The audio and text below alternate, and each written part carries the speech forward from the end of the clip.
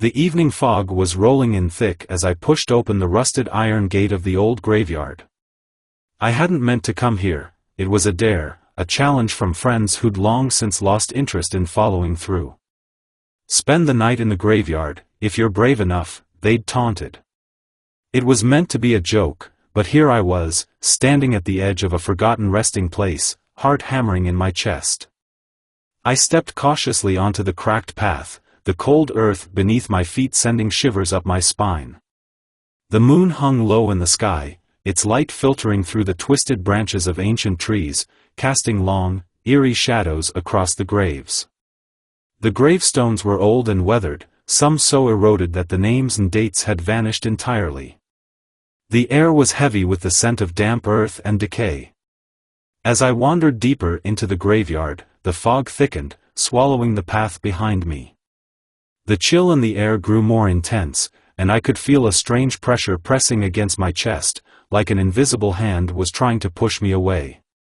I shook it off and continued forward, determined to prove my courage. Suddenly, I heard it, a faint whisper, almost indistinguishable from the rustling of the leaves. My heart skipped a beat.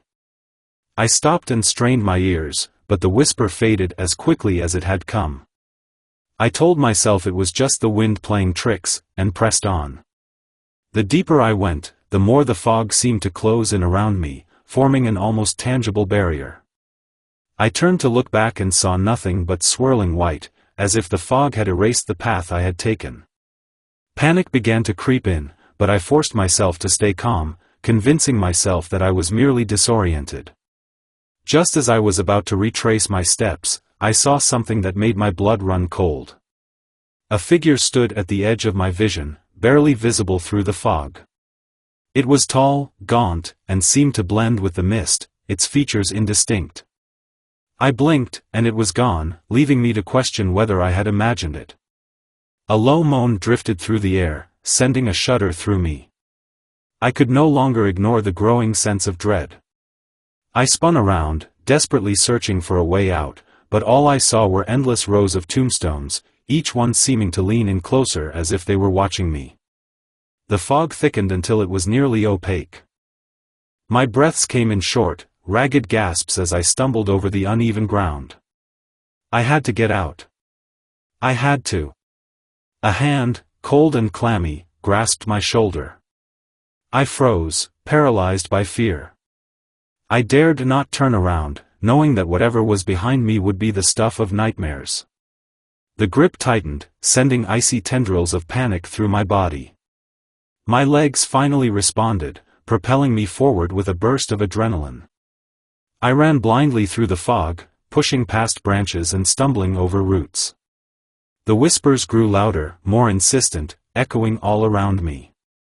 My name was being called in a voice that was both familiar and alien, each repetition more urgent and desperate.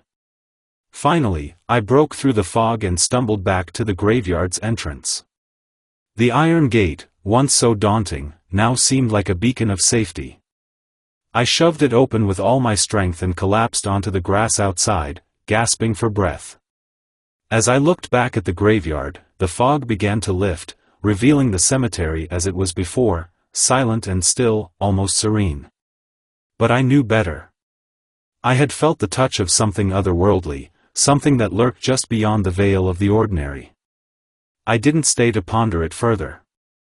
I turned and ran, not stopping until I was safely away from the graveyard's cursed boundaries.